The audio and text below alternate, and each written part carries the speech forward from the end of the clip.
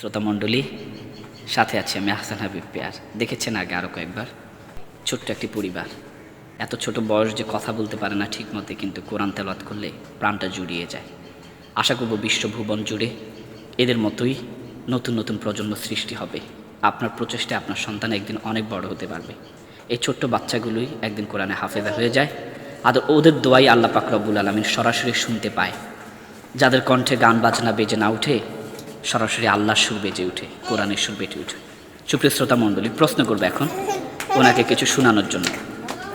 প্রথম প্রশ্ন, আপনি এখন কোরআন শরীফ থেকে সূরা ফাতিহা একটু বলেন। হ্যাঁ, বিসমিল্লাহির রহমানির রহিম।